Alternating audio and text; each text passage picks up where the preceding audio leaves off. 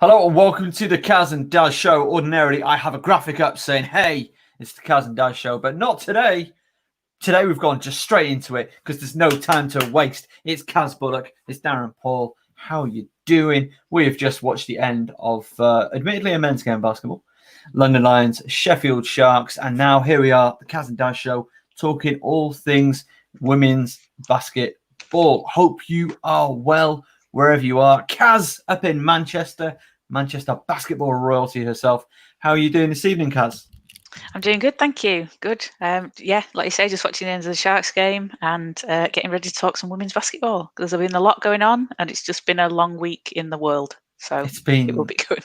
It's been possibly the longest week in history. Speaking of basketball, if you are a fan of all things Spanish basketball, and why wouldn't you be? It's wonderful. If you go to canalfeb.tv, sorry, trying to be a bit fancy. There's a host of live games tonight.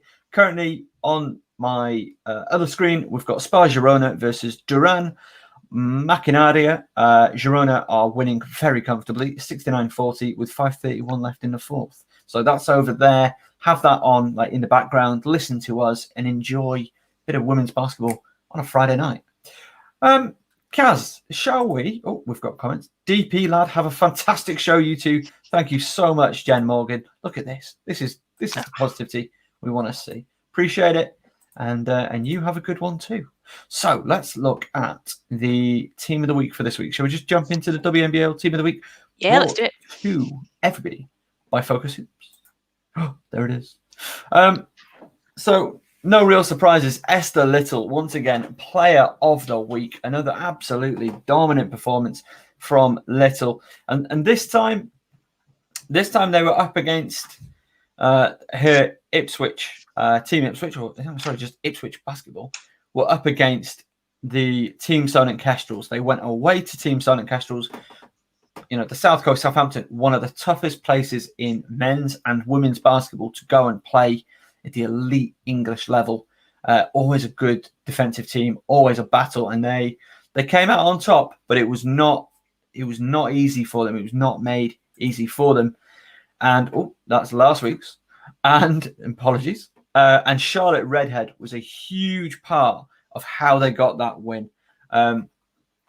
She shot astronomically from beyond the arc. I think it was 6 of 11 she shot, including like a first quarter run where I think she had basically all of the points for Ipswich. So she hit like 3 threes in the first. They closed out the first with a 9-point advantage. Ipswich were able to, Solent were able to bring that back, but then timely buckets time and again from Charlotte Redhead. So she was another player of the week. Christina Velke, she put the team on her back. She was never say die. We know what to expect from the captain of the Team Silent Kestrels. Fantastic individual performance from her and from a couple of her teammates as well to keep the game close, keep Ipswich really honest. But at the end of the day, I mean, this is Ipswich. We are talking about the reigning league champions. They were champions for a reason, and they are making noise in the WNBL. The other two players are representative of Team Nottingham Trent University, Vicky Gray and Isabel Burberry. Now, Vicky Gray, we're going to get her on the show in a couple of weeks' time. Really excited to interview her. Just consummate professional. Absolutely everything you want in a player at this level. Will do a lot of everything. Leads by example and hits big shots in the big moments. And Burberry is the muscle on that team.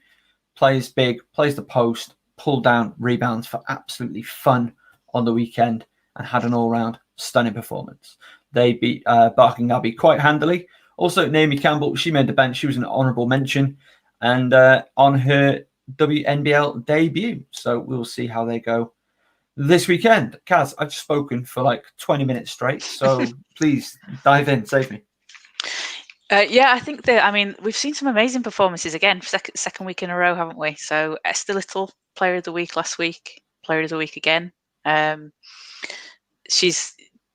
There's some phenomenal basketball being played in this league on these teams as well. And like you say, Ipswich are the team to beat, I think.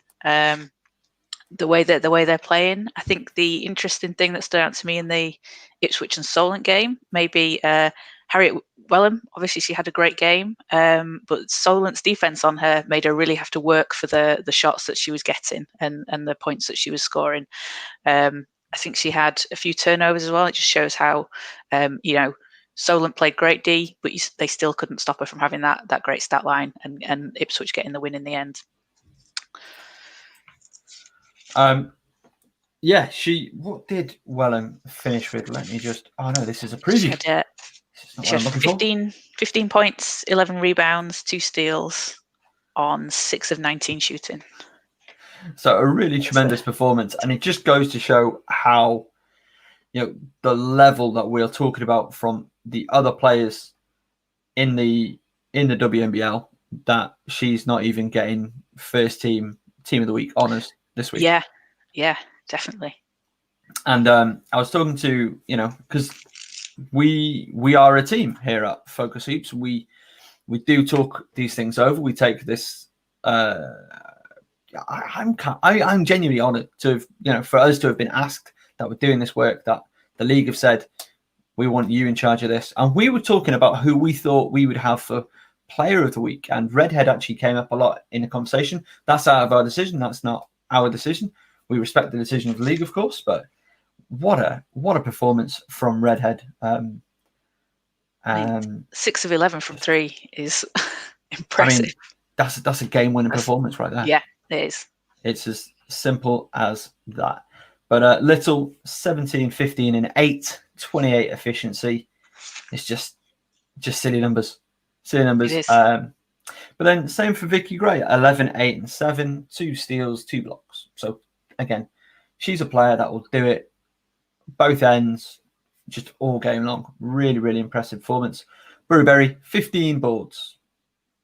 Redhead, 18 points. So all of those from 3. Yes. which I just enjoy that. Also, Michael Hansen Morris got very excited about this player pre-season. Maddie Burdett, Nottingham Trent University, 18 points on debut. Didn't do a lot else in terms of points, in terms of the stats, but 18 points, 66% from the field. Bucket. Absolute walk-in bucket. So really exciting. And shout out to Kian Oma-Jones, 12 points, 14 rebounds, 1 steal, 2 blocks. Really solid effort in defeat. That is a really good performance against a very good team. Nottingham Trent, they are an exciting team. I am really looking forward to seeing where they go this season. Not a lot to talk about in the table. Top 3, Ipswich 2-0, Nottingham Trent 1-0, ARU 1-0. Down at the bottom, B8 London Lions have 2 losses from their 2 games played. Any more from last weekend's WNBL action, Caz? No, I think we've covered it there. That's yeah. Do we think Barking are going to be able to turn it around a little bit? Is it just a bit of a rough start they've had against some very good teams to start with? I mean, so who have they played? They've played Ipswich and they've played Nottingham Trent. So that is 2 super tough games. As always, Barking, they're a young team. They're a bit of an academy team. Again, I hope they get a little bit of reinforcement at times from some senior players dropping down a little bit. Because I think it's good for development of players to play with more experienced players. So I'll be very interested to see how they go the rest of the season. Let's just talk about their game. They play Sunday. They go away in their local derby to the City of London Academy, the Kohler Southwark Pride. That is this Sunday. And that's going to be a fascinating game. I'm not going to say that's my game of the weekend, but it's going to be a really interesting game to watch because that is 2 young teams who, Kohler are 1-on-1. Kohler are looking like a really good team. They played Anglia Ruskin very well for 20 minutes, and then ARU were able to do what ARU have traditionally done the last 2-3 years, which is just find who they are, take over the game, and then manage it. So it's going to be interesting to see how these 2 young, quite raw academy teams face off against each other. Also, the battle of the bigs, because Kohler, they've got a couple of big players that they cause teams trouble. Like Lavin, she made team of the week for a reason. Now she plays on the outside. She can also play inside. They've got a couple of others. I've not got. What color is that? Is that blue? That's blue. So it's not my notes on that game. Apologies. Do I have them? I do not. So sorry that I don't have the roster up to hand, but they've got a couple of bigs who are going to cause trouble. So that battle in the paint could be a really interesting game. Both teams as well. They've got players who just like to let it fly. So could be a really fun game of basketball to watch. Caz. What time is that on Sunday? Kaz, why are you asking me questions? I blatantly don't have the answer. I think it's 1 p.m. Okay. I will confirm that in a moment. It's almost like you're just trying to catch me off focus. No, that's the FocusHoops thing. Anyway, these are Saturday's games. So we've got two huge matchups. In particular, Nottingham Trent University facing off against Ipswich basketball. That is a huge matchup this early in the season, because like we've seen, Ipswich, they are crushing people. They beat Solent in Solent. They've got 2 of the top players in the league, maybe 4 of the top players in the league. They are stacked. But then this Nottingham Trent team, they've got Naomi Campbell. She's a WBBL champion. They got Vicky Gray, just a superstar, an actual superstar at this level, in my opinion. And I could be overstating it, but what she brings to that team, she's so important. And again, they've got Burry Berry. They've got Ines Guerrero, who's a player that I really enjoy to watch. And they've got Maddie Burdett, who looks like she's a walking flamethrower out there. This is the game to watch. And I know what you're going to say, Kaz. You're going to say, Darren, mate, what time is this game tipping off? How do we watch it? When is it? Here's the thing. Where is it? It's 4 p.m. Okay. So 4 p.m. Saturday, tomorrow, Nottingham Trent University versus Ipswich. Check Nottingham Trent. They have a live feed with Trent TV on Facebook, so check that out. And then at 6:45 p.m., the evening game, it is Loughborough Riders versus Team Solent Kestrels at 6:45. I've got the graphic the wrong way around there. Apologies. It is at the Riders. The game on Sunday, 2 p.m. tip-off for Kohler versus Barking Abbey London Lions. I do not know if that has a stream at all. I expect Loughborough to. I expect Nottingham to. Kohler, I do not know. Any more on-the-spot questions for me there, Kaz? No, but I'll keep you on your toes. Perfect. I'm excited for it. So shall we get to the big WNBL news of the week? Yeah. Okay, so this news broke officially today that Anglia Ruskin, they are postponing competitive fixtures during the lockdown period. So until December 2nd, they will not be playing competitive fixtures. Matt Harbour, quote, saying that we promised our players that we would not do anything that would compromise their safety. Now, we've got to remember that at this standard, we are talking about a number of professionals, as in people with full-time jobs. We've got a load of university students, and they're very sensitive to the temperature of what's going on in the country, and that's why they've taken this step. They have they don't want to put anybody in a position where they're going to feel uncomfortable or forced to play games. So that's their decision. They've taken decision to postpone. There have been other postponements this week, hearing that a couple of other teams will also be taking the same steps as Anglia Ruskin and postponing, at least initially, or maybe throughout the whole period. I believe the Reading game is postponed this weekend. I'm not too sure if that was a decision made before the lockdown or whether or not that was slated to be postponed anyway, because some teams, there's going to be a lot of catching up before we get any sort of resolution to this season. Unlike in the cup competitions that we've seen in the BBL and WBBL, these are not 20-0s. There's going to be scope to reschedule because it's just league competition this season. Kaz Bullock, what do you say about Anglia Ruskin's decision? What do you make of it? Yeah, so we saw the news a little bit earlier today, and I think it's like you say, it's probably not unexpected. for just the general state of things that are going on with the coronavirus situation and the lockdown that we have. So if, like you say, we have to remember that players are professionals. They could have full-time jobs somewhere else, studying at university, and as you say, they want to keep the safety of the players at the forefront. There might be players that might not feel comfortable doing it. People could be at a higher risk from having certain conditions and things, and it's just it's a decision that needs to be taken individually by each team, and it's probably something that, throughout the season there could be cases when there's a need to postpone or rearrange, and I think it's just something that comes with this unique situation that we're in this year. But the most important thing is that the players are safe and healthy, and it's only 4 weeks. These games can be caught up as well. Yeah, and that's what that's the big thing, because obviously I saw the news because it affects me. I should be commentating that game tomorrow. I'm unfortunately no longer doing that, but having had conversations with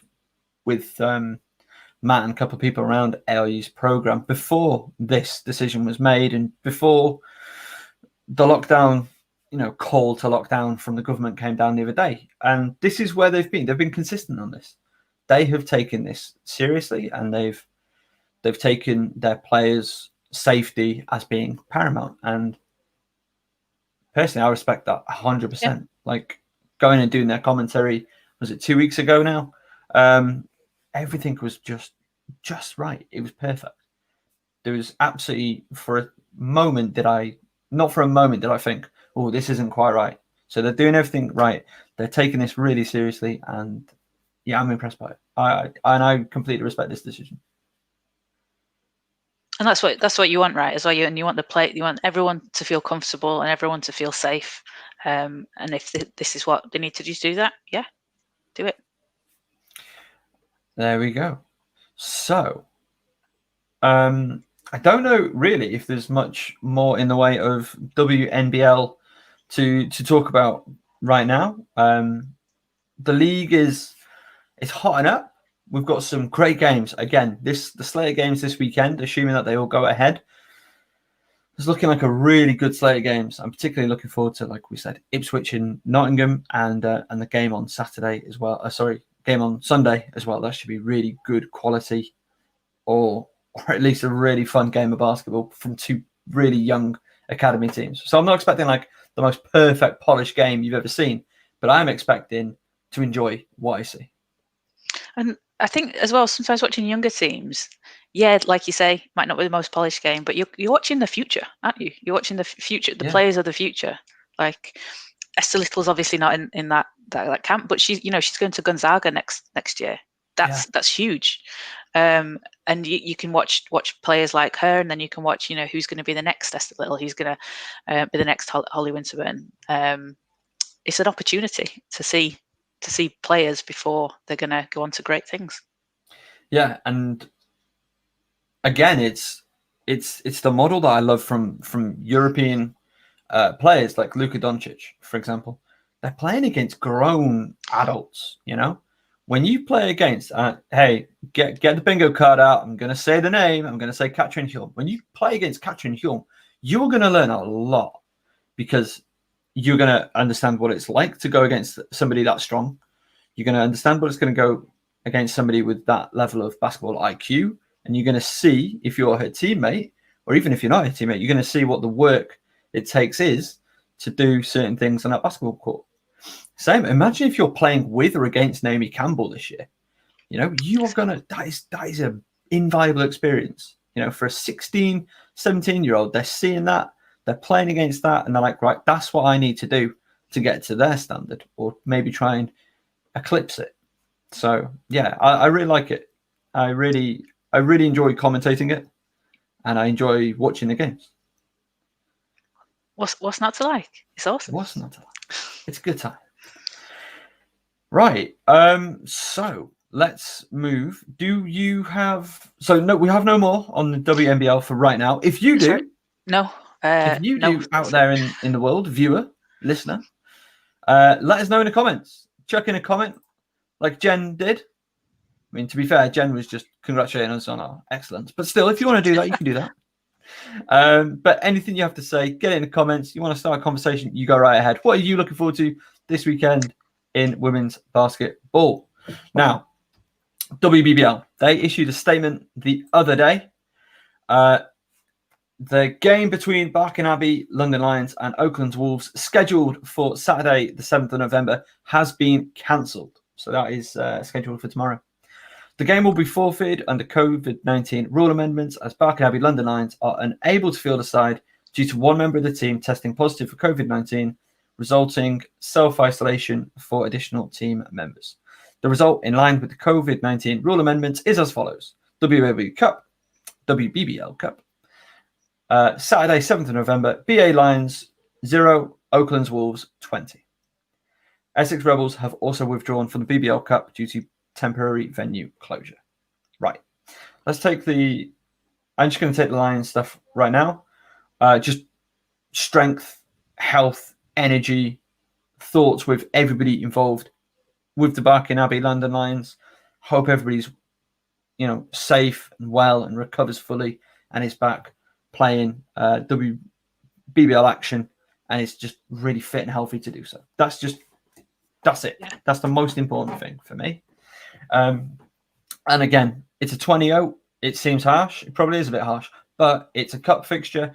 There isn't the time to make up the games. So if a team can't make it, then it has to be forfeited. That's the rule that they've agreed going into this tournament. So nobody is surprised by this.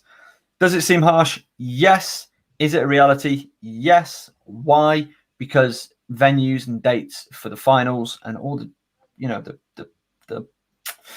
landmarks that we need to reach to get to a final, they're already set in stone. So not a lot of that can be done there. What do you make about the Essex Rebels, though?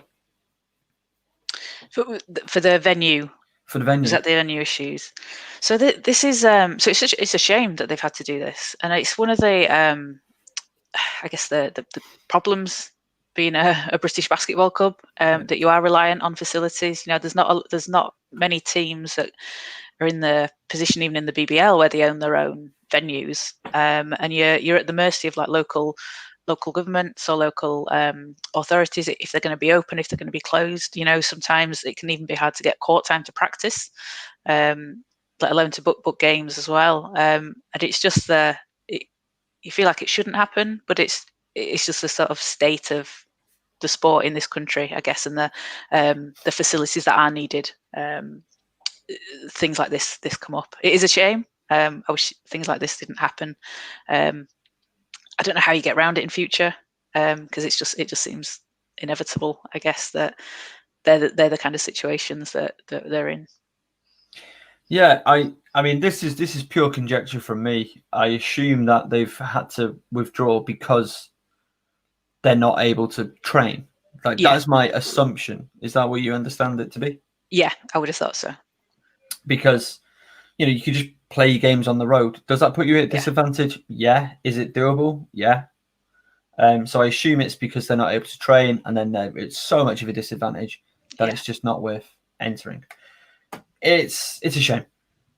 It is a massive shame. I would have liked to have seen what the WBBL do, what they did last year, and what the men have done with the Lynch Trophy, or the L Lynch Trophy, sorry, where they've bubbled.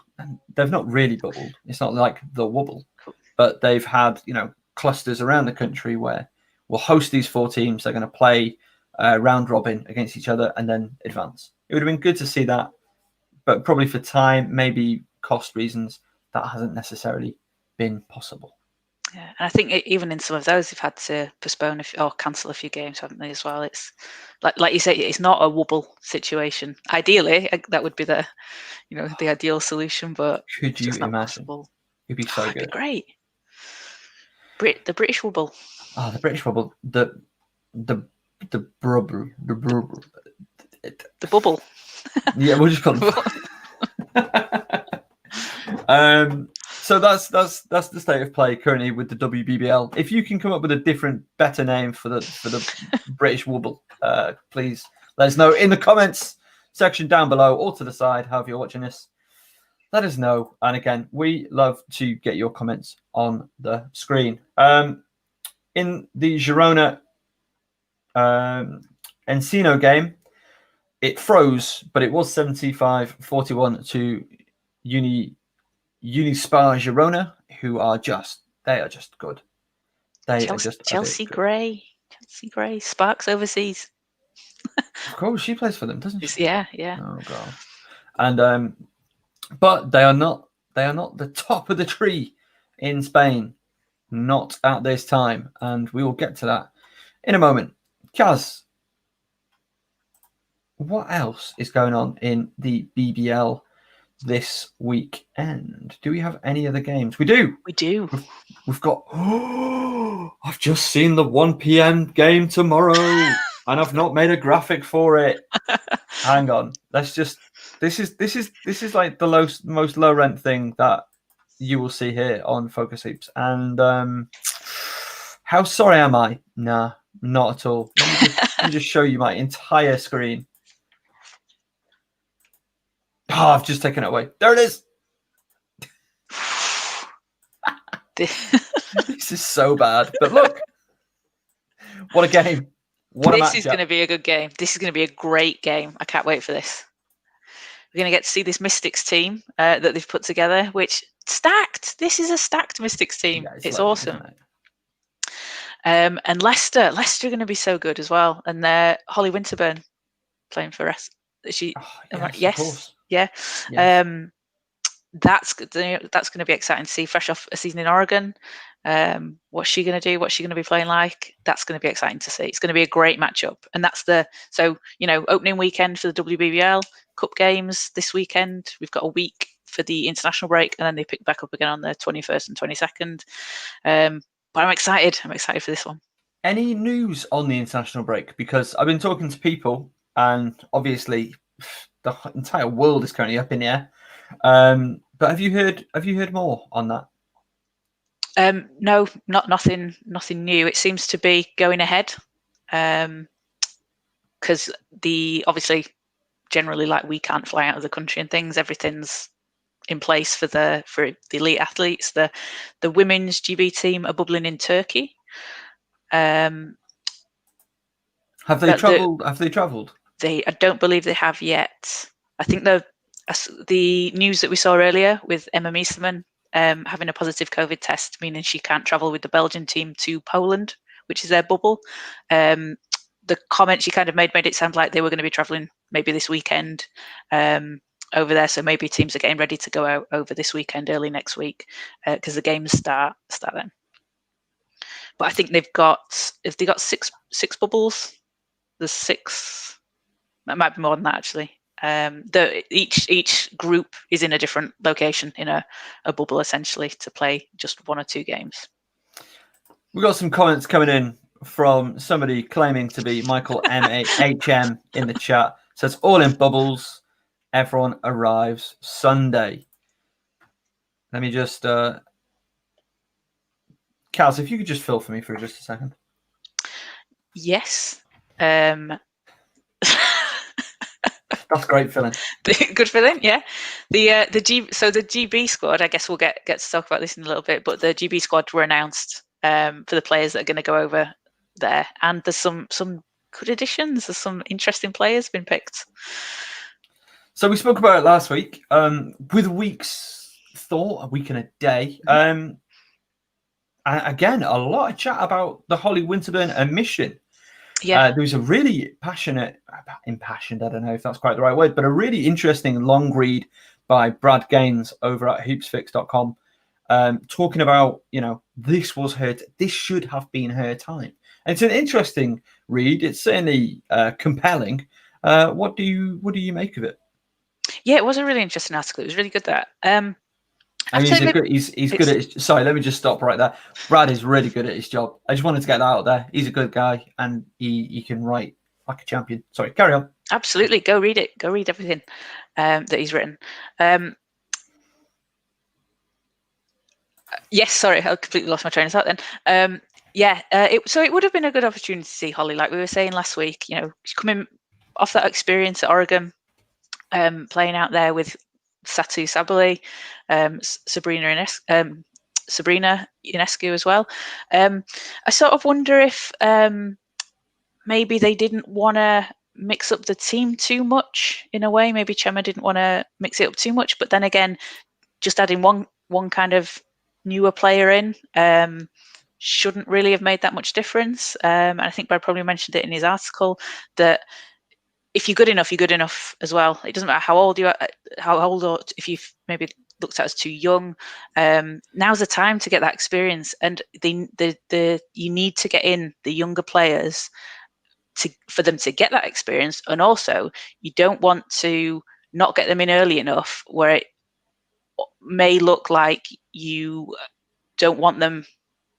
Not that you don't want them, but you don't want to ostracize them. Maybe that's too strong a word, but you don't want to put them off. You want to be able to, keep them in that pathway, keep them involved, and develop them through the youth teams, the under 18 teams, the under 16 teams, so they get to the senior team and they can play at those levels as well. I know Holly's maybe said, I don't know if she said in the past, there's not been maybe as much communication as she'd have liked with the GB team as to maybe what she needs to do to get there. I don't know any ins and outs of that, but it would have been good to see. But maybe they just want to kind of get through these two windows with almost the same team that they've had for the last sort of groups. Maybe this is the last kind of run with those players, and then maybe after these windows it changes a little bit. Maybe that it's more of a long-term plan to do it like that, because there's not been.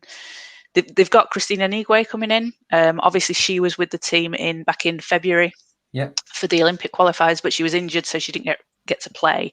And I imagine she played one game. She played the Korea game.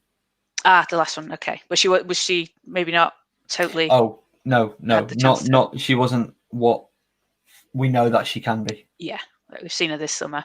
So maybe having Christina play a bigger part and some of the other players play a bigger part, maybe they just felt like it wasn't the right time for Holly, because she can be the face of GB basketball going forward, can't she? Really?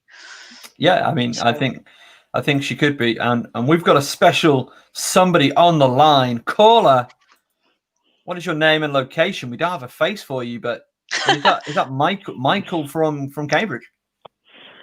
Evening, everyone. Hey, it's everybody's favourite Michael Hanson Morris live on the Caz and Daz show. Get excited. He doesn't have a name card yet. We need one of your stickers on here.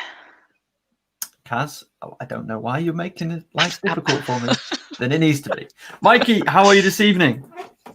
Yeah, good. Just finished catching up with other things going on around the basketball world, and make a special appearance. Any juicy gossip that you can tell us? Well, I know you're just talking about younger players into the national team, with Holly in particular. And actually, I've just found out that Sweden have just added another junior to their roster. They're off to, I think Greece is their bubble. So it's another under 18 that's gone into another national team setup. So yeah, it does kind of raise an issue of, are we missing out on not having some youth players in the GB system? So what's your take on that? I'm surprised, but Chema is always one that likes a bit of a stable group.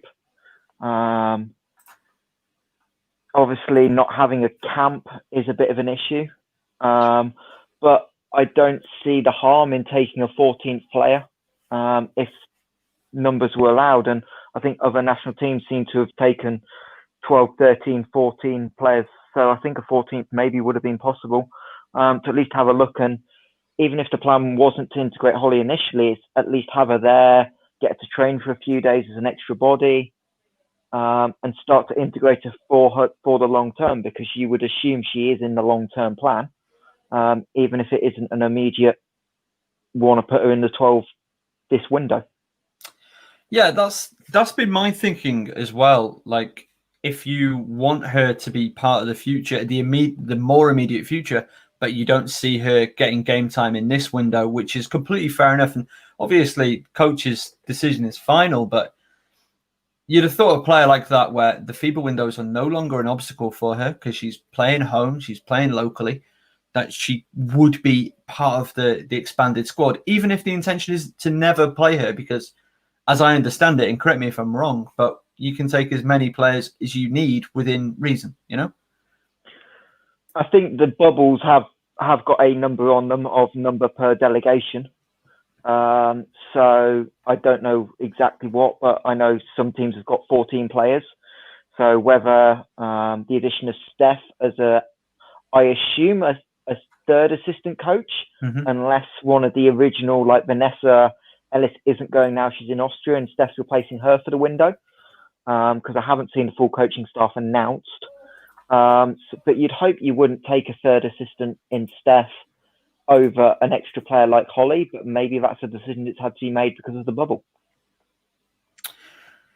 What do you think of GB's chances in this bubble, assuming that games do get to be played rather? I think you've got to be quietly confident playing Poland. Obviously, the result the first time in the group was pretty convincing. The question GB have is the scoring from the backcourt because of the amount of pieces that we've lost. Obviously, Rachel, Joe, and Carly are the main contributors really to scoring in the backcourt and from the wing spot. So people are going to need to step up. And the lack of games in WBBL is a concern for me. Are people in match shape, in match sharpness? Obviously, a fair few will get a run out this weekend with the Mystics, who are in the squad. Georgia, Nicolette, people like that will get the run out on Saturday, but they've barely played, from what I understand, they've barely played 5-on-5. I know they've had one preseason game at Mystics, and that came as their first 5-on-5 court time. So if they're limited on 5-on-5, that's going to hurt them if the Polish national team have been able to get some minutes under their belt. And that is obviously a big problem that we saw when it came to playing against South Korea and China in particular, because as I understood it, those teams were able to get together, they were able to camp for a long time before that tournament. And, you know, I think that was one of the things that really hurt GB at that time. Caz, what do you think about that? Yeah, I agree and that's the problem that again the GB team tends to have, is just the lack of being able to practice together consistently. Whereas some of the other countries, they've got players that playing on teams together. They're not as sort of spread as far about worldwide. And the players themselves have talked about the difficulty of kind of even being in the same place and being able to get that court time and get that practice time. So I do think that'll probably hinder them a little bit. They have a few of the players that they've got, like Temi and Sheridan Green. They've been playing overseas for probably the last 5 or 6 weeks. But I guess the majority of players haven't been. So it could be a bit tough for them on that side. Sheridan Green does play in Poland against some of the players there, so maybe she's got a bit of an insight and she can use that because she might be a bit familiar with playing against some of them. But I think it's doable. They beat them last time 75-63, but I think it will be a bit tough for them for that first game to get into a rhythm. What are we thinking about the fact that we've got one game in this bubble and then we're playing Belarus on the 4th of February? Such a gap between those two games. Mikey, what do you make of that? It's just the way the group of 3 works. So Belarus, Poland play each other on, I believe, Thursday night. Well, Thursday. I don't think a tip time's actually been announced yet, which is a little strange since we are under a week away. Yeah, and the tip time isn't announced for our game Sunday either. Sunday the 15th of November. Yeah, but obviously that'll give a chance for Chema and the coaching staff. They're going to be there, so they'll probably go live scout that game, which is an advantage because they will be able to keep up with what Poland are doing, and perhaps we can sneak a few changes, add something in that Poland aren't going to see on tape, and that could be crucial if it is close. Caz, again, same question to you, really. I understand it is what it is, essentially, but what do you think of the fact that Poland get 2 games, whereas GB only gets the 1. Yeah, I mean, if you're Poland, you're thinking, this is a bit unfair. We have to play 2 games in 3-4 days. I think GB had that same scenario this time last year, didn't they? I think they played the Poland game in away, and then at Bellevue they were playing Belarus a few days later. And I guess it's just the nature of it. It's not ideal. And playing again, going all the way out there as well to Turkey under these conditions as well, to play 1 game and then to come back. To then probably do a similar thing back in February, it does seem a bit difficult. But maybe they'd prefer to play the 1 game now, get used to playing together, and then have the time to prepare and play for that second game in February. So that could be an advantage for them. Well, I mean, especially with the GB Mystics playing together. Yeah. So often. Maybe they'll make a trade at some point during the season for Rene Bush as well. I mean, who knows? Yeah. Who's to say? We've got a comment in the chat from Justine, liking this format of the show. You got this. Justine, thank you. Remain awesome. Make sure you subscribe to Focus Hoops. Mikey. I've just found the tip time for Saturday. The game is on Saturday. Whose game's on Saturday? Belarus? No, GB. Oh, is it? Okay. The 14th. Yeah, all right. GB is Saturday the 14th at 6 p.m. British time. Oh, so that is watchable. That's prime time. I just live show. Anybody? Oh, yeah. Live watch along. Caz, you down for it? Yeah. Mikey, live show. If you're available. Subject to the diary, yes. Subject to that. Well, this better be like number 2 option in your diary, after whatever else other important thing you might have. Mikey, ordinarily at this time, unless no, there is more. What did you make of the GB squad itself?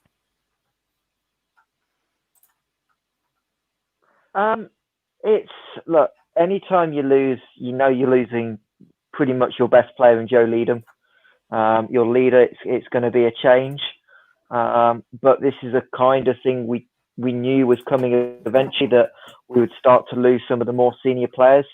I don't think it's ideal. We've lost so many at the same time. Obviously, it'll be a bit easier with Steph sliding over to an assistant coaching spot.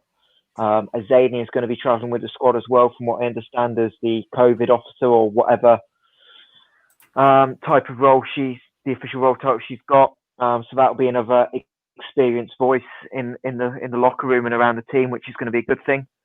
But I am concerned about the lack of experience in the backcourt, and probably the overall lack of ball handling at an international level.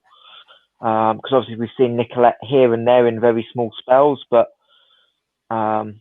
normally it's Rachel taking a large amount of time. Steph, obviously Georgia's grown and started to play more minutes, but you're really going to need 40 to 50 minutes from Georgia and Nicolette, which is something we've not seen on an international level before. And if they can be solid, look after the ball, and really it's, can we get the ball inside, and do we have the spacing to allow the bigs to go to work? Because on paper that's a huge strength with Temi, with the way Sheridan's been in both in Europe and in the FIBA qualifiers. She was great for us, and of course Christine. So that's going to be the challenge: is can we give them spacing to go to work and dominate inside? Because that's how we're going to have to win this game. So just on the screen now is the GB roster. And yeah, the thing that stood out to me, Mikey, is it looks big. We've got quite a few of the bigger players in this roster. I don't know if you agree necessarily, but it looks like there's been a bit more of a focus on that, given that, a couple of the backcourt players that we don't have available. Obviously, we've got some really fantastic players in this squad, but it's gone, like I say, big. Yeah, for sure. And I mean, look, we're talking a year ago, and obviously we've seen this GB team since at the Olympic Quals, but we got destroyed inside by Belarus. Maybe Chema's looking at this to going, well, we're going to need to probably beat Belarus to make the Eurobasket. We probably need to go 3-1, 2-2 probably won't cut it. So he's kind of using this window to do some prep for Belarus on the side as well. Because again, I imagine we'll have a short prep going into the third and final bubble in February, because we will be game 5, which will mean the first part of the window. Whereas this time, in the back end of the window, will be first. So the team will arrive probably on the Sunday and playing on the Thursday. So they'll have 72 hours with the group to prep for that Belarus team who destroyed us the last time we saw them. Talk to me about Renee Bush's inclusion in Caz. Of course, if you've got anything, you just dive right in there. Though I know that we covered this a little bit last week, but yeah, talk to me about Renee Bush. She can shoot it. I don't have a numbers to hand from last year or two, but I know when I was prepping to coach against her when I was at Nottingham, we were looking at in and around 70 to 80% of her shots were from three. And obviously we've lost a little bit of that with Carly. Obviously Ailey's back in and fit, and she'll provide some outside shooting. But Renee is someone that can stretch the floor and knock down the three. And if we are trying to play inside, and Chema is thinking perhaps that we are going to get double teamed, the collapse, having those shooters on the perimeter is going to be a look. So I wonder if that's why he's gone with a specialist in Renee. He took one in Siobhan prior to the Commonwealths. And obviously Siobhan's been struggling with injury the last couple of years. So maybe he thinks Renee's that next caliber of shooter. And that's why he's gone with it. And if so, it makes perfect sense. She is one of the best British shooters we've got. Do you expect to, and Caz, you dive in on this one, do you expect to see her and Janice Monacana play minutes? Obviously, they work so effectively together for their club team. Caz. Yeah, sorry. You'd think so, wouldn't you? Because when you've got players that are playing together in the club team on a weekly basis, they know each other, they know the flows and the moves that they're going to get into. So you're only going to benefit from that. So you'd hope to see that and take advantage of that while you can, and that might be the same later on for as we say, the Mystics GB players. When you've got players that are playing week in, week out, it's easier for them to kind of fit together and play.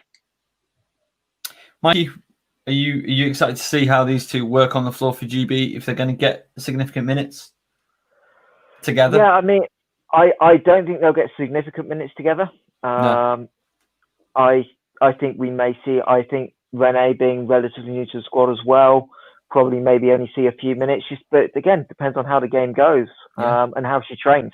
This is the thing we don't know. Is who looks sharp in camp and who doesn't, because there's been so few games played. Sevenoaks obviously aren't playing this weekend either. So Renee's not got a final tune-up to get in before next weekend. So it'll be interesting to see how she does, how quickly she picks up the sets, because the majority of the squad do already know them. And how Chema game plans for the game. If he needs shooting, then I'd expect to see Renee a little bit more. If not, we'll probably see a bit less. But Janice has certainly been an influence since she joined the setup about 18 months ago now. I think Janice joined back from Toledo. Obviously, she had her first season back in the UK. She was hurt a lot as well, and she's provided a spark. But the fact that the squad is relatively big in terms of size, maybe Janice plays as a 3 rather than as a 4. That she's kind of played a lot for Chema in the past. Well, I'm really excited to see what Renee Bush can do. I wonder how much of like a pressure release valve she could be if she can get her scoring rhythm, and again from outside early on, because it's the way the game's played.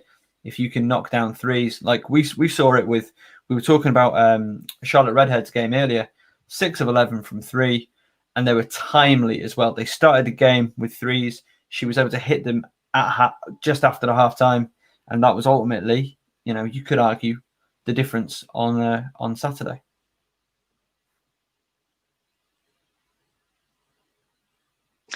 Yeah. Going to take that cold silence as Michael agreeing with everything I've just said. Perfect. I recognise there wasn't really a question there. It's a factual statement. It was just facts, just straight facts. Mikey, are you still there? I am. Wonderful. Are you going to be with us after the break? We're going to take a quick break right now. I can hang on. That is absolutely fine. Oh, beautiful. We'll be right back. Word from our sponsors, Notch, the mark of achievement, and we are very glad to have them on board with FocusHoops this year. They make fantastic bracelets that look super stylish and really help you celebrate your sporting achievement. They've just launched a basketball collection and we're really excited to be on board with them. Let's imagine that you're a player. Let's say that you're Courtney Vandersloot. You got 18 assists in a single ball game and you want a notch and a bracelet to commemorate that fact. Well, you can do just that. Customize it to your team colors, put the year that you achieved it, and get it the exact size that you need. There are a number of the colors available. Or maybe you're a coach. Maybe you're the coach of a basketball team. Let's just say that you're the London Tyrannosaurus Rex. Your team wears red. You had the league's most valuable player, the MVP, and you want to celebrate that. You want to award them with a great looking notch bracelet. Well, you can do just that. And you can get it saying MVP on the notch itself. That's the charm. You can get the colour you want. Gold is one that I'd go for if we're commemorating the best player in the league. We could even get the team logo, if it's the Tyrannosaurus Rex, let's say, on there. And present it in a beautiful presentation case. Huge thanks for Notch for coming on board Focus Hoops. And we're back, and I'm just going to drop Mikey just for a second, because as we do every week at this time, halfway through the show, we give a quick shout out to a charity or a great cause that somebody is doing. This week is no exception. So this week we are looking at Reece's 30-hour cycle. So Reece is a growing name in British basketball media. I want to say Reece Williams. Handily not got a surname, which is awesome. Oh no, it is Reece Williams. Sorry, Reece Williams. You've seen him host Worcester Wolves related podcasts, and he's always there tweeting during Worcester Wolves games. He's a university student at the University of Worcester, and his journalism course have decided to work together to raise some money for charity by doing individual fundraisers. His individual fundraiser is 30. It's a cycle indoors for 30 hours over this month. And is also participating in Movember. This is all for charity. It's for the Mind charity. Mental health, such an important thing. And especially now that we're back in lockdown again. So Reece is doing a wonderful thing, raising some money for Mind, raising some money for Movember. Aiming to raise as much money as possible alongside his course mates. And there's a picture of him on his indoor cycle. If he's doing 30 hours on that, like, I was just going to say, all of the respect in the world to you, Reece. Yeah, Mind is a wonderful charity. It's an amazing thing that what Reece is doing. So if you've got a little bit of time, have a look. He's got a Just Giving page. It's linked in the description to this video. So give that a click. Have a look at it. If you've got a spare couple of quid, chuck it Reece's way. Again, it's for an amazing cause. Mind, mental health is such an important thing to be getting behind, promoting, and trying to just get a word out and get a little bit more funding for an amazing charity that does amazing work. So there we go. That's Reece's 30-hour cycle. Good on you, fella, and good luck with not knackering your knees on that bad boy. My God. I hope he's watching 30 hours of Netflix at the same time. Maybe that would be a challenge for like me. It's like 30 hours of a TV show. Mikey, you're back. I am indeed. Yes. You're playing with me there, aren't you? You're just messing with me. You're just mind games, Hanson Morris. That's what we call you. Yes. This guy. At this time in the show, we take a trip to Europe. We visit Caz's corner. But let's throw it open to Mikey, if that's all right, Caz. Mikey, is there anything in the world of European women's basketball that has stood out to you of late? No, because I've not caught anything. I am behind because of good old work, but now I have got 4 weeks to myself. Ooh. I will be catching up with a good old furlough scheme. What are you going to be catching up on? What is tempting you in the world of women's European basketball? I don't know yet. We'll see. I'll probably watch a lot of games during the international break, and then we'll go from there. Do you want some recommendations, Mikey, of leagues to watch? Kaz, take him to Caz Corner and give him the recommendations. I want to take you to Turkey. The Turkish league is ridiculous. It's got the most WNBA players this season of all the leagues that we've got going on, and some of the games have they've been crazy. Some of the stat lines we're seeing coming out of there are ridiculous. We've had a triple-double, a Turkish triple-double. Oh, do you want to guess who it was? Was it Saftu? Was it the unicorn? It wasn't. No. Do you want another guess? I mean, I'm not sure. There's a lot of players it could be. There is a lot of players. No, go on. Yeah. Courtney Williams for Galatasaray. 25 points, 11 rebounds, 13 assists, and 4 steals in a win over Kankay. So that was impressive. So that was impressive by itself, Courtney Williams there. But then Mercedes Russell, also on Galatasaray, 23 points, 8 rebounds. And that was a 5-point win for them. Oof. So Galatasaray are one of the teams that I found really exciting to watch this season. So watch them, Mikey, because they are fun. They're fun and fast. And Shavonte Zealous, who I think we were talking about last week, a player that has played in the WNBA, has played for Detroit, most improved player. She's had another 33-point game. So this is her third 33-point game in 8 weeks. And it seems like such an odd number to be so specific that she's hitting. But 33 points, 6 rebounds, and 6 assists. And that was in the loss. She was playing against Galatasaray. But she's definitely a player to watch. She's on Kankaya. There you go. So, Mikey, how tempted are you by Kaz's Turkish Corner as it's been rebranded? Yeah, it will be interesting. The question is finding the games, but where I'm sure there will be a way.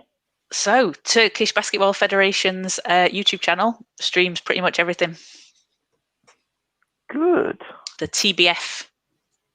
I think if you put in TBF, it comes up. Again, I said this last week. We are going to, at the end of this call, Caz and I are going to sort out a database. Let's just not big up too much for the Actually, no, you could probably make a very good database. You would. Just make a document on FocusHoops.com where we have links to all of the federations. As is my one, I'm going to take us off to Darren Corner, or shall I say, Rincon. There we go. Darren Rincon. It's of course Spanish Liga Femenina Endesa, and at the top of the tree, can you guess who it is, Caz? Who's top of the Liga Endesa Femenina? Oh, Avendeas. They are second. Oh, with a perfect 9-0 record, but no. It is not Avenida. No, it's not Estudiantes. I mean, I wish it was. They've lost 2.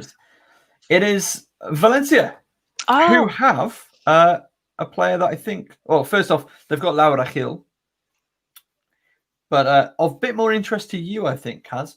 They've got Mari Gulic, and Rebecca Allen, the Australian. Yes, yes. I think it's Rebecca Allen's birthday today as well. Oh, it's... I'm sure I saw a post earlier. It's Derek Ahambi's birthday today as well. Happy birthday, everyone. Happy birthday to everybody out there. If it's your birthday, enjoy yourself. We've got breaking news from Hampton Morris. Mikey, what have you got for us? Let me give you a stat line from a European game over the last week. Yes, please. 48 points. What? 11 rebounds. Oh, sorry, 45 points, 11 rebounds, index of 48 on 74% shooting. How many percent? Only 74% shooting. 17 of 23. 45 points on 70% shooting. Yes. Give us a league. Okay. The SBL Dam of Sweden. Oh. I haven't been into the Swedish league. No, we need a Swedish league expert. I think that's what we need to get. Oh, I might be getting a call then. What was the final scoreline for that game? It was a shootout between two of the worst teams in the league. Ironically, it was 105-90. Wow. Okay. So that was Mark and Visby. Visby also include a certain Jennifer Ashton, formerly of Sheffield and Leicester. Yes. Jen's stat line was 21 points and 5. She fouled out in 22 minutes, but still got 21 points, including 6 of 12 from 3. But yeah, I thought 45 and 11 was quite impressive. Oh yeah, a bit. Yeah, not too bad. 45 and 11. So, sorry, can you repeat the name of the player that got 45 and 11? It is Jessica Kalia. She's a second-year pro. Ironically, I actually knew of her before this game because she was someone that popped up on when I was looking for an American last year that ended up obviously being, Daz, as you know, Madeline Homily. She was someone that came up on through some of my searches. So a Division II player out of Lewis University. Oh, so there you go. Heck of a stat line there. Just 77% shooting. 74. It was 17 of 23 from 2 and 11 of 13 from the line. Is she a big? Is she a big? She's a big, like a 4'5". I think she's 6'1" off memory. Okay. And a really, really high scoring game. Obviously quite a fun one as well. A former UNC point guard on the other team in Shayla Bennett, who is certainly a talent, had 35. So 2 standout performances in that game. And a former British coach has the task of slowing Jessica and Jen down tomorrow in Krimesh Patel. Oh. So they had 80 of their 105 points, the two of them? They're on different teams. Sorry. Okay. So they're different. But yeah, no. So I'm looking forward to watching that one tomorrow afternoon. Oh, there you go. Is there a live stream link there that we can add to our database? It's so grandiose. It's on a pay-per-view platform, Sweden. Okay, well, we'll put the information out there regardless. See if the people are interested. So we'll come back to you for that one. Mikey, I don't know. I don't know much about domestic Swedish basketball, but could Mads Homily cut it in Sweden? It'd be interesting. Look, there's some great talent. Think about 5. Sweden have got about 5 domestic players in the national team. Okay. But they've also got Americans in from all over. So they've got some standout. Shayla Bennett's one. She's a 4-year point guard out of UNC. She's a first-year pro. Obviously, Jessica's line was amazing. But they've got high-end D1 Americans. And I don't know if there's a Swedish team in Europe this year. They obviously used to have 2 or 3. They've had some COVID things and the budgets have shrunk a little bit. So I think there might be one team left in Europe. I think A3 are in the Euro Cup off memory, but you might need to check me on that. But it is a really good standard. Probably slightly above WBBL, but not by a lot. Okay, so a step up as well for Krimesh. Yes. Well, congratulations to Krimesh. Oh, if Mikey, if you find out anybody who knows Krimesh, then we should try and get him on this. What do you reckon, Caz? Yeah. There we go. A nice natter with Krimesh. Well, I can probably text him and ask him. Again, as always, very subtle way of asking. Hey.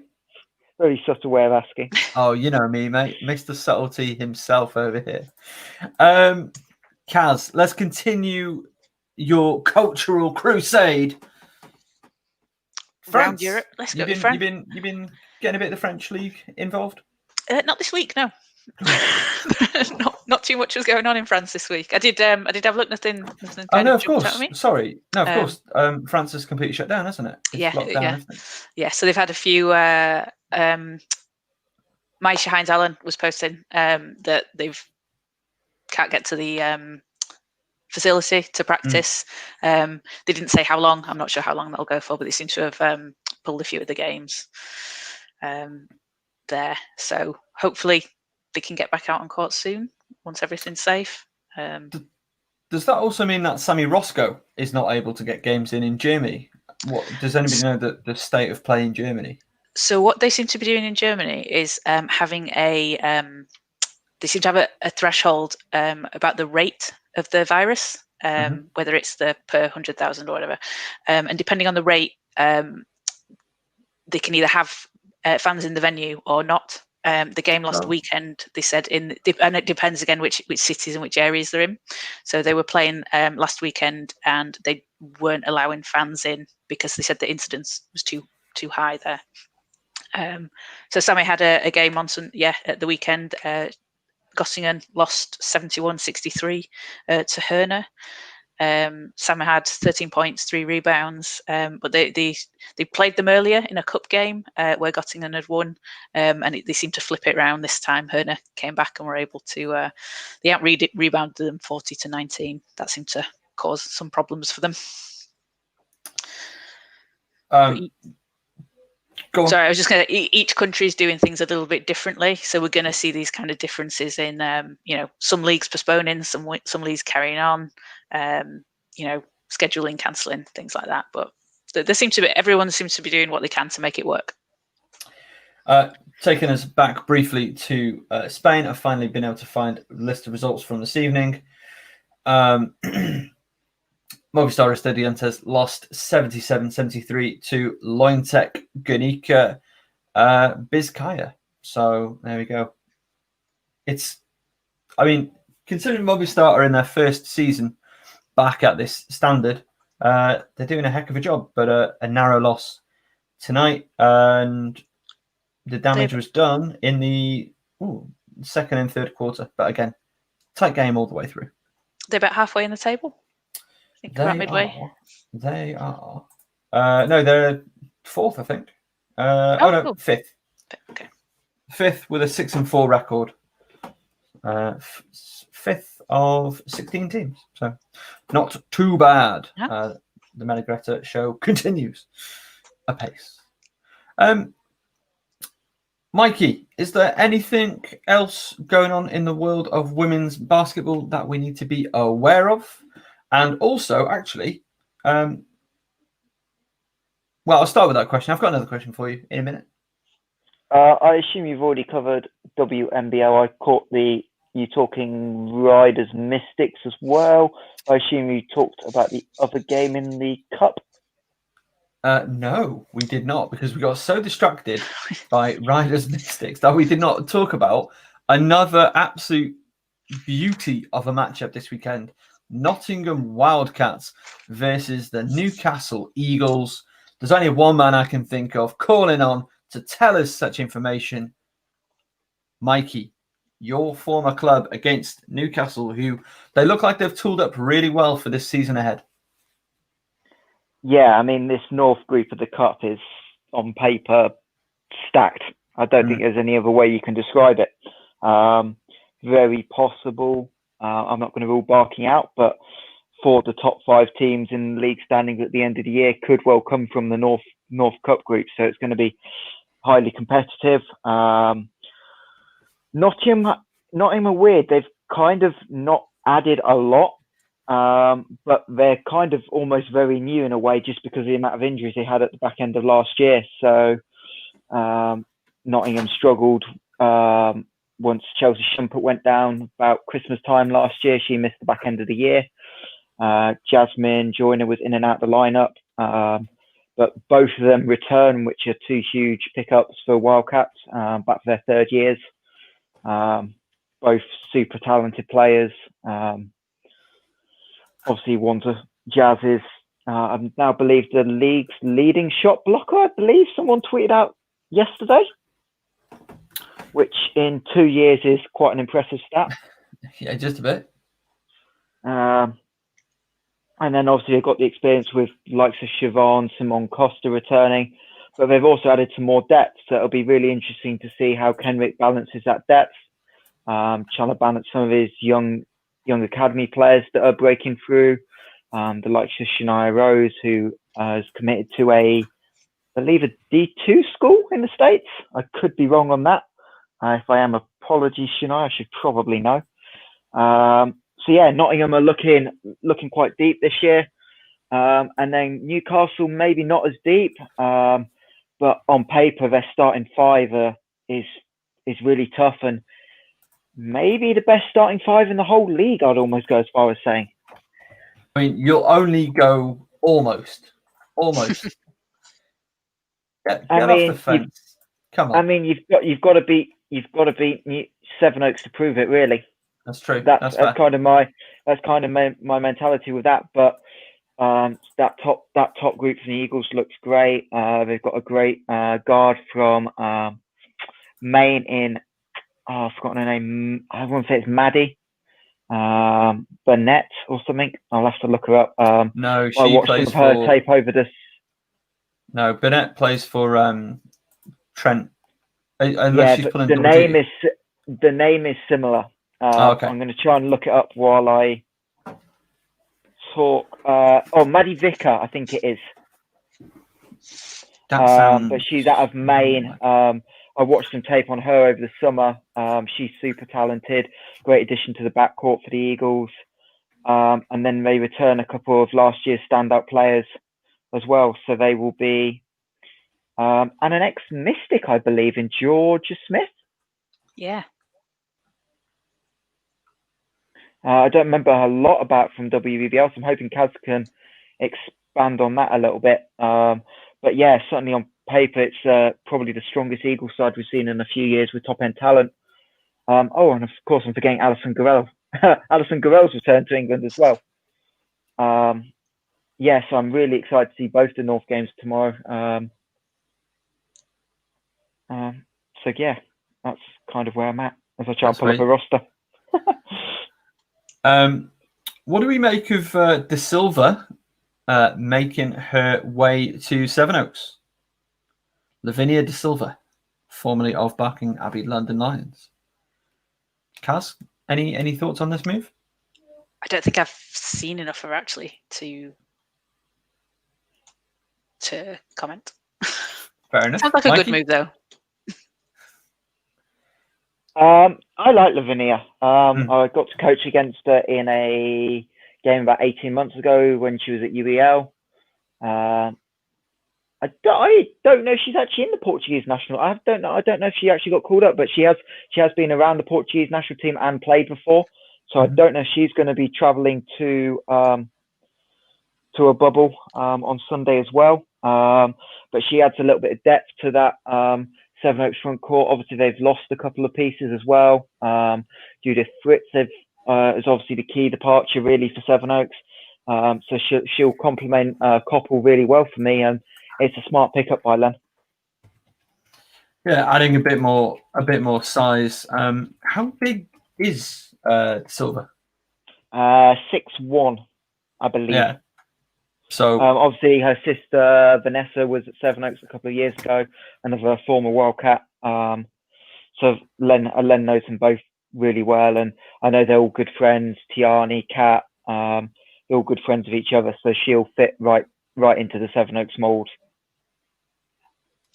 On birthdays, it was former Wildcat, current Barking Abbey London Lions, Lana Doran. It was her birthday yesterday, so big happy birthday to her as well. What's on birthday chat?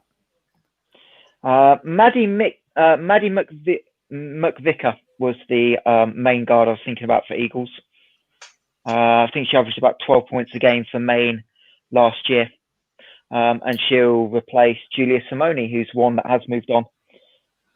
Is Maine D1 or D2? D1. And I believe they won the conference tournament 2 years ago. They're always up there, and they're a really heavily international roster, main. They do a great job recruiting European players, and it's kind of one of their key philosophies in a way. So they're always a fun team to watch in the States, main. So my last question for you, and I think this is probably going to see us out on the show, unless Caz has any more, is the WNBL clash between Nottingham Trent University and Ipswich. Caz and I have both had a bit of a say on it. We're both really looking forward to the game. Mikey, what do you make of it? I think it'll be really interesting. Obviously, Nottingham, you can't really judge last week because it was Barking and it was a bit more one-sided. So it's the first real test they've had in 7 months. The question is, can they slow Ipswich's transition game down? Solent did a good job on the whole last week, and that's always the question. But I'm sure they've got a good plan. Trent are normally pretty well organised. I will say Ryan Wesley did message me in the week and ask for a couple of little bits to pick my brain on a couple of things. So I won't give away where they're going with the game plan. But I've had a little bit of insight into what their thoughts are. And yeah, obviously Ipswich did struggle a little bit last week against Solent. But again, that's another top side in the league. I don't want to say it's a must-win for Trent, but this is the type of game that Ipswich need to slip up on if they're not going to win the league. They've already got through Solent, and I think there's only a few teams that can beat Ipswich this year, and Trent are one of them. So with Trent being at home, I kind of think if Ipswich win, it already gives them 1 foot on the league, which is early, and no one's going to be really thinking about it that way. But this is a big obstacle for Ipswich to overcome. And I think playing Trent this early might help them. So I am going to go with an Ipswich win by 12, I think. So hang on. We've gone from this is must win from Nottingham that, they could do something to they're going to get done by 12. Yeah, that's how good I think Ipswich are, though. To be fair, and yeah, this is not a sight on anybody. Like, Ipswich are a problem this year. I mean, they've got at least minimum 4 really standout players for me, and that's like on a really basic level. I mean, their whole roster is just they're a little bit loaded, eh, Mikey? Yeah, but the interesting thing for me will be the 3-point line in this game. As I know, I mentioned transition, but if Ipswich do play zone, Nottingham have the ability to shoot them out, to shoot the ball well. And if Vicky Gray make shots, Bray Ashton can make the 3, Evie Decker can make the 3. The new American whose name's popped out my head, Maddie Burdett. Burdett can shoot the 3 really well. So if they all can make the 3, we obviously know it's one of Ipswich's DNAs, especially in the half court. If Nottingham can outshoot Ipswich, that's probably their route to victory. And they are a team that can make 10, 15 threes a game if they shoot it well. So don't rule it out. But I just think Ipswich are good and they're rolling, and Trent haven't had that real tough challenge to get them in and prepared for a game like this. And I think that might be an issue. So Mikey's calling it for Ipswich by 12. We didn't do predictions. I'm not a predictions guy, like I keep on telling Nigel Lloyd and anybody who watches BBL games. Caz, have you got a prediction on this one, or are you just going to enjoy it and see where it takes us? I'm going to enjoy it and see where it takes us. Okay, Caz. Go on, Mikey. I was going to say, I wouldn't sleep on the other D1 game tomorrow either. I've got a feeling this will be close. Oh, really? You were quite high in the preview over on the FocusHoops YouTube channel. Go and check it out. It's still good stuff. We've timestamped every single team. If you want to find out about your team or any other team, it's all there. Mikey, you were pretty high on them. You had this rumblings of an American, which was correct. Oh, I mean, I don't know. I try to do some research occasionally. And yeah, I quite like this. I quite like the addition. They've obviously got they're obviously keeping Molly James with the WNBL team this year, not playing her in WBBL from what it looks like. So she's another score for them. And okay, the first half maybe is a bit of an exception last week, but Solent typically aren't a massively high-scoring team. No. They are a team that like to keep it to 60, 65. So I wouldn't be surprised. I think Solent will win. I think them having played a couple of games and this being Loughborough's first game will be a role in this. But if this is a 8-10 point game going into the mid-fourth, I wouldn't be surprised. I've heard some nice things about Stone, who's the American at Loughborough. I'm trying to remember her first name. They did announce the whole roster today. Let me just pull it up. Makana Stone from Whitman, which is the same school as Burdett from Trent. So when those two play each other, that'll be a fun little matchup. But she has been playing with the WBBL team in pre-season. I think she scored double digits in both games against Oakland for the WBBL side. So she can clearly come in and score.